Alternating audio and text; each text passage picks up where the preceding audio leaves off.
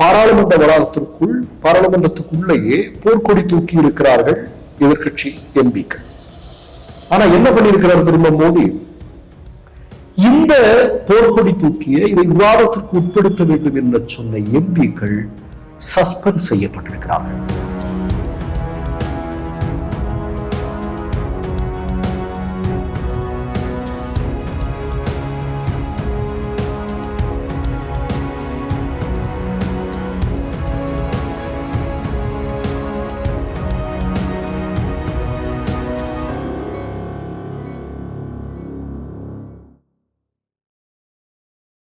Malaysia, Singapore, Dubai நாடுகளில் குடியுரிமை வேண்டுமா?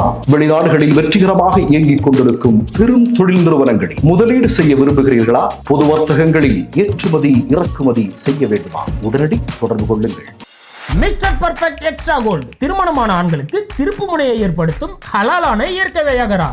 வயதான பலகினமா, சுகர் பலகினமா, இனி கவலை வேண்டாம், உடனே ஆர்டர் செய்யுங்கள். இந்த சேனல் மக்களுக்காக செயல்படுகிறது என்று நீங்கள் நம்பினால், வாய்ப்பிருந்தால் எங்களுக்கு முடிந்த உதவியை செய்யுங்கள். வணக்கம். நம்முடைய பாராளுமன்றமும் பாராளுமன்றத்தினுடைய வளாகமும் மிகுந்த பாதுகாப்புடைய இடங்கள். அது எல்லாருக்குமே தெரியும் இல்லையா? ஒரு நாணயத்தை கூட நீங்க உள்ள எடுத்துட்டு போக முடியாது. அந்த அளவிற்கு மிகுந்த பாதுகாப்புள்ள ஒரு இடம். ஆனால் அந்த பகுதிக்குள்ள 2 பேர் சர்வசாதாரணமாக உள்ள வந்து ஷூவுக்குள்ள எது தேவையோ அதை எடுத்துட்டு வந்து கேலரியில உட்கார்ந்து திடுப்புன்னு மேல இருந்து கீழே குதித்து அங்கு வந்து புகைக்குண்டை வீசுறது என்ன சர்வசாதாரணமாக ஒரு சம்பவம் நடந்து அரங்கேறி முடிந்திருக்கிறது. இப்போ இந்த சம்பவத்தை பற்றி விவாதிப்பதற்காக, இந்த சம்பவத்தை பற்றி மோடியும் அமித்ஷாவும் பேச வேண்டும் என்பதற்காக இந்தியாவுடைய எதிர்கட்சியை சார்ந்த பாராளுமன்ற உறுப்பினர்கள் பாராளுமன்ற வளாகத்திற்குள் போர்க்கொடி தூக்குகிறார்கள். என்ன நடந்திருக்கிறது தெரியுமா? மோடியினுடைய ஆட்சியில இந்த விவாதத்தை இது எப்படி நடந்தது, இதுக்கு பொறுப்பேற்றுக்கணும். ஏன்னா உள்துறை அமைச்சராக இருக்கக்கூடிய ஒரு அமித்ஷா, அவர் ஏற்கனவே மிகப்பெரிய ஃபெயிலியர். அவர் கடந்த 9 வருடமாக அவர் உள்துறை அமைச்சராக இருக்கும்போது மணிப்பூர்ல என்ன நடந்தது, டெல்லியில என்ன நடந்தது, எங்கெங்க என்ன நடந்து கொண்டிருக்கிறது என்பது எல்லாருக்குமே தெரியும். இந்த அளவுக்கு ஒரு மோசமான உள்துறை அமைச்சரை இந்திய வரலாறு சந்தித்ததில்லை. அப்ப இதுக்கு உள்ள வந்து 2 பசங்க இந்த மாதிரி பண்ணி இருக்கிறாங்க. இந்திய வரலாற்றில் இதே மாதிரி நடந்தது அப்படின்னா அதுக்கு முன்னாடி பாஜக ஆளக்கூடிய அந்த நேரத்தில் நடந்தது, இப்ப மோடி ஆளக்கூடிய நேரத்தில் இப்ப நடந்திருக்கு. இதுக்கு பொறுப்போடு பதில் சொல்ல வேண்டாமா அமித்ஷா என்பதை சுட்டிக்காட்டி பாராளுமன்ற வளாகத்திற்குள் பாராளுமன்றத்துக்குள்ளேயே போர்க்கொடி தூக்கி இருக்கிறார்கள் எதிர்கட்சி எம்பிக்கள். ஆனா என்ன பண்ணியிருக்கிறார் தெரியுமா மோடி? இந்த போர்க்கொடி தூக்கிய இதை விவாதத்திற்கு உட்படுத்த வேண்டும் என்று சொன்ன எம்பிக்கள் சஸ்பெண்ட் செய்யப்பட்டிருக்கிறார்கள். சஸ்பெண்ட் செய்யப்பட்டது மட்டுமல்ல, இந்த 2 பேருக்கு பாஸ் வாங்கி கொடுத்தேன்னு சொல்லி ஒரு பிஜேபி ஒருத்தன் இருக்கிறான் இல்லையா, ஒரு பாராளுமன்ற உறுப்பினர் ஒருத்தன் இருக்கிறான் இல்லையா, அவன் தானே வாங்கி கொடுத்தான்னு சொல்றாங்க. அவனை உள்ள வச்சிருக்கிறார் மோடி.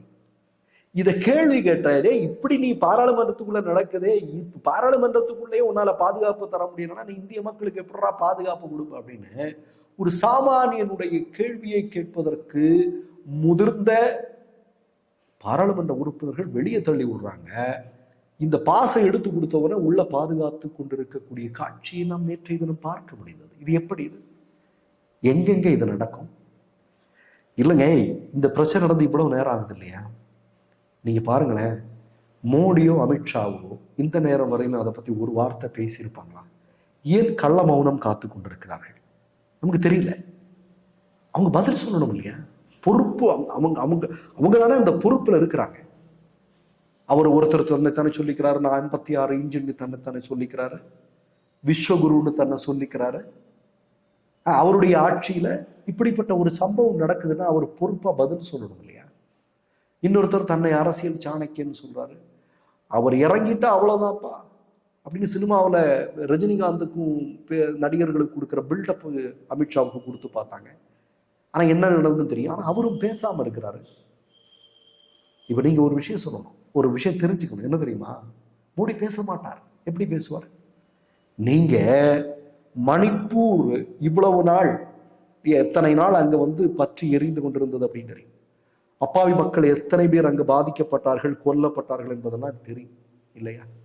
ஆனா இன்று வரையிலும் அந்த சம்பவம் தொடர்பாக அந்த மாநிலத்தில் அமைதியை கொண்டு வருவதற்காக ஒரு வார்த்தை, ஒரு 10 நிமிஷம் ஏதாவது ஒரு ஒரு ஒரு ஒரு ஒரு சின்ன ஒரு வார்த்தை, ஆறுதலா ஒரு வார்த்தையை பிரதமர் மோடி சொல்லி இருப்பாரா? சொல்லி இருக்க மாட்டார், சொல்ல மாட்டார். அவர்கிட்ட இருந்து நீங்க அதை எதிர்பார்க்கவே வேண்டாம். அவர் வட சுடுவார் எப்ப தெரியுமா? நீ அடுத்த 2023 பாராளுமன்ற தேர்தல் வர இருக்கிறது இல்லையா, அந்த நேரத்துல வட சுடுவார். அதுக்குத்தான் அவர் பேசுவார். அடுத்ததாக நான் என்ன கேட்கிறேன்னா, பாராளுமன்றத்திற்குள்ள இன்றைக்கு யார் யாரெல்லாம் பாதுகாக்கப்படுகிறார்கள் அப்படிங்கிறத பார்க்க வேண்டியது இருக்கு. இப்ப நீங்க பாஸ் கொடுத்தால உள்ள பாதுகாத்து கொண்டிருக்கிறார் மோடி இல்லையா? அதே மாதிரி நீங்க பாத்தீங்க அப்படின்னா பாராளுமன்றம் திறப்பு நடக்கும்போது என்ன நிகழ்ந்தது? அங்க நம்முடைய தலைநகர்ல நம்முடைய மல்யுத்த வீராங்கனைகள் தங்களுக்கு நடந்த மிகப்பெரிய பாலியல் வன்கொடுமைகள் குறித்து போராட்டம் நடத்தி கொண்டிருக்கிறார்கள். அதற்கு காரணமான RSS காரணம் உள்ள உட்கார வச்சிருக்கிறார் மோடி. இது நடந்ததா இல்லையா? ஒரு முஸ்லீம் பாராளுமன்ற உறுப்பினர் அவரை எவ்வளவு அவமரியாதை, அவரையும் அவர் சார்ந்த சமூகத்தையும் எவ்வளவு அவமரியாதையாக ஒரு பாஜக MP பேசினான் என்பதை நாம் பார்ப்போம். ஆனா அவனை உள்ள வச்சு பாதுகாத்து கொண்டிருந்தது மோடி ஆட்சி. உண்டா இல்லையா? இந்த நேற்றுக்கு ஒரு செய்தி வந்திருக்குங்க. உத்தரப்பிரதேசத்துல ஒரு பாஜக MLA போக்சோல கைது செய்யப்பட்டு இன்றைக்கு அவனுக்கு தண்டனை கிடைச்சிருக்கு. சரியா? இனி அடுத்தது என்ன பார்த்தீங்கன்னா, அடுத்த உத்தரப்பிரதேச சட்டமன்ற தேர்தலில் நீங்க பார்த்தீங்க அப்படின்னா அவனுக்கு சீட்டு கொடுத்துருப்பாங்க. இப்ப நம்ம குஜராத்ல பார்க்கலையா, ஒரு மிகப்பெரிய இனப்படுகொலையை செய்த இவ்வளவு மோசம் நம்ம பார்த்திருக்கவே முடியாது. அவ்வளவு மோசமானவர்களை லட்டு கொடுத்து மாலை போட்டு வரவேற்ற காட்சியை நாம் பார்த்தோமா இல்லையா? அப்ப இது என்ன நடக்குங்க? இதுல இன்னும் பெரிய ஒரு கொடுமை என்ன தெரியுமா? ஒரு 14 MPக்களை சஸ்பெண்ட் பண்ணியிருக்கிறாங்க. எதுக்கு சஸ்பெண்ட் பண்ணாங்கன்னா, நம்ம ஏற்கனவே சொன்னோம், நீங்க பதில் சொல்லுங்க, அமித்ஷா பதில் சொல்லுங்க, மோடி பதில் சொல்லுங்க அப்படிங்கறத கேட்கறதுக்காக அவங்க டைம் கேட்டிருக்கிறாங்க. முடியாதுன்னு சொல்லி அனுப்பி விட்டுட்டாங்க. ஆனா என்ன நிகழ்ந்திருக்குது அப்படின்னா, இந்த 14 MPக்கள் சஸ்பெண்ட் பண்ணதுல ஒருத்தர் அந்த இடத்துல கிடையாது. பார்த்திபன் என்று சொல்லக்கூடிய நம்முடைய தமிழ்நாட்டை சார்ந்த பாராளுமன்ற உறுப்பினர் அங்க கிடையாது, டெல்லியிலே கிடையாது. அவர் விழுந்து சிரிச்சிருப்பாரு, என்னடா இவங்க பண்றாங்க அப்படின்னு. ஒன்றை மட்டும் இறுதியாக சொல்லிக்கொள்ள விரும்புகிறேன். எதற்காக இவர்கள் இந்த குளிர்கால கூட்டத்தொடரை முடக்கி கொண்டிருக்கிறார்கள் என்றால், ஏன் இப்படி ஒரு பிரச்சனைகளை கையில் எடுத்திருக்கிறார்கள் என்றால் தெள்ள தெளிவாக புரிந்து கொள்ளுங்கள். மத்திய பிரதேசத்தில் பாஜகவினுடைய வெற்றி வாக்கு இயந்திரங்களில் செய்த முறைகேடு என்கிறதே வலுவாக இன்றைக்கு மக்கள் பேச துவங்கி இருக்கிறார்கள். இது தொடர்பாக ராகுல், பிரியங்கா காந்தி போன்றவர்கள் இந்தியா முழுவதும் பெரும் போராட்டத்தில் ஈடுபடுவதாக சொல்லியிருக்கிறார்கள்.